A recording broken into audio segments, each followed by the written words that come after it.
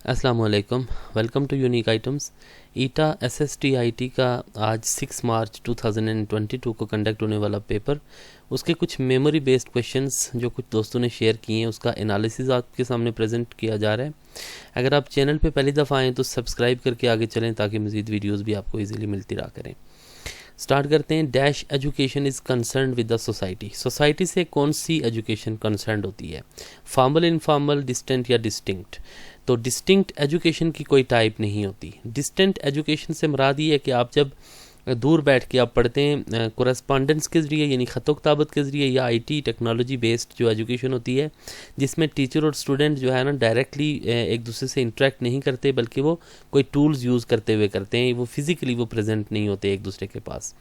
तो formal education आप proper admission लेके स्कूल, कॉलेज या यूनिवर्सिटी में जो आप एडमिशन लेके तालीम हासिल करते हैं, that is formal. And informal education में आप पेरेंट्स, फ्रेंड्स और सोसाइटी से जो आप चीज़ें सीखते हैं that comes under informal education. तो सोसाइटी आपकी इनफॉर्मल एजुकेशन से कंसर्न होती है, तो राइट आंसर हमारा बी होगा।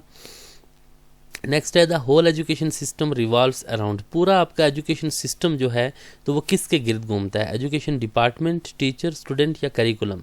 तो इसमें देखें जितनी भी आपकी प्लानिंग होती है या जो भी आप एजुकेशन को लेके करते हैं तो वो तमाम चीज़ें आप स्टूडेंट के लिए करते हैं। एक बच्चे को, चाइल्ड के गिर्द जो है ना पूरा आपका एजुकेशन सिस्टम घूमता है, तो इसी पे बेस करता है, यानी कि बच्चे को देख के तो सारी उनकी लर्निंग के लिए जो है ना प्लानिंग की जाती है। तो child is the most important element in education system.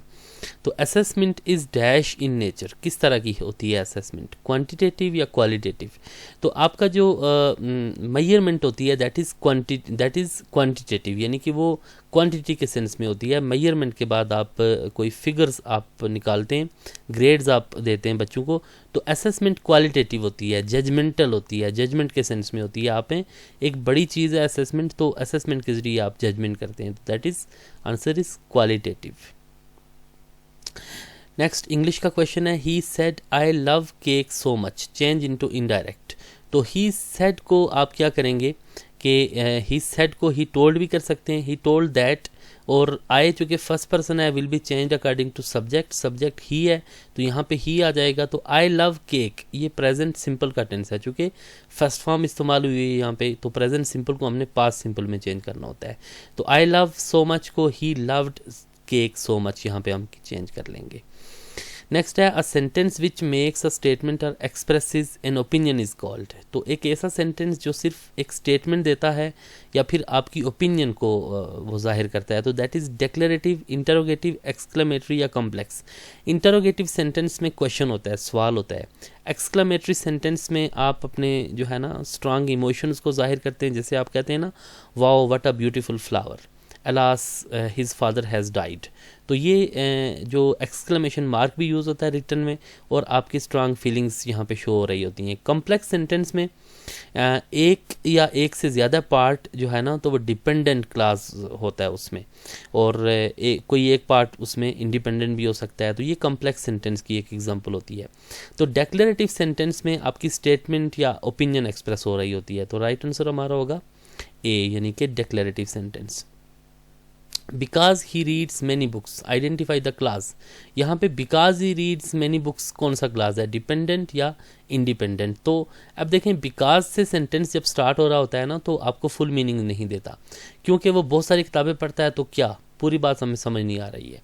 Because he reads many books, जबकि इसके बरक्स आप कहें ना अगर he plays, he subject plays verb, he आप प्लेज आपको फुल मीनिंग्स दे रहा होता है। इसमें सब्जेक्ट और प्रेडिकेट, यहाँ पे हमारे पास सब्जेक्ट और प्रेडिकेट दोनों नहीं है, यानी कि आपको फुल मीनिंग्स समझ नहीं आ रहे, तो that's why this is dependent class.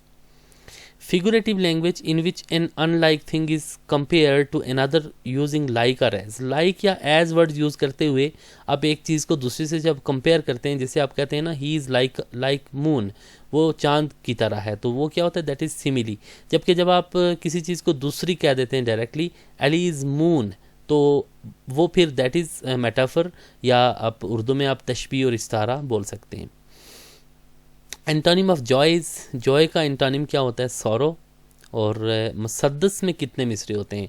तो जैसे मुसद्दस हाल ही मशहूर है, तो मुसद्दस 6 मिसरों के एक बंद पर मुश्तमिल शायरी को कहते हैं। इसके पहले 4 मिसरे जो होते हैं ना वो हम काफिया व हम रदीफ़ होते हैं, जबकि 5वां और छठा मिसरा हम काफिया व हम रदीफ़ होते हैं। पहले 4 और फिर आखिरी 5वां और छठा होते हैं। तो हज़रत फ़ातिमा रज़ी अल्लाह किसकी बीवी थी? तो हज़रत फ़ातिमा रज़ी अल्लाह हज़रत अली रज़ी अल्लाह की बीवी थी।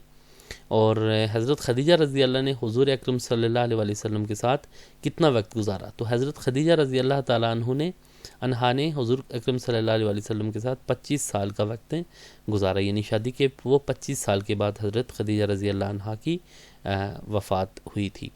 तो LCD stands for liquid crystal display. तो ये एक यानी कि इससे ये बनता है, ठीक है, LCD से फुल फॉर्म जो होती है। अली रज़ी अल्लाह की वफ़ात का दिन कौन सा है? तो हज़रत अली रज़ी अल्लाह ताला अन्हु की वफ़ात का दिन 22 रमज़ान 40 हिजरी 29 जनवरी 661 ईस्वी जो है ना, तो ये आप रज़ी अल्लाह की वफ़ात का दिन है।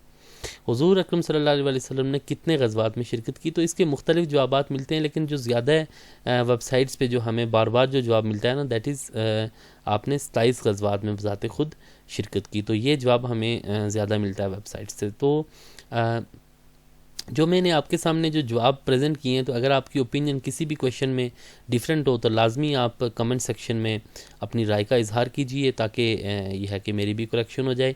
तो ये थे कुछ क्वेश्चंस जो कि आप आज की SST IT 6 मार्च 2022 को कंडक्ट होने वाले पेपर से मैंने डिस्कस किए हैं। उम्मीद है आपको कुछ नई चीज़ें लाजमी मिली होंगी। बहुत शुक्रिया देखने के लिए। फिर आपसे बहुत जल्द मुलाकात होगी, तब तक के लिए अल्लाह हाफिज़।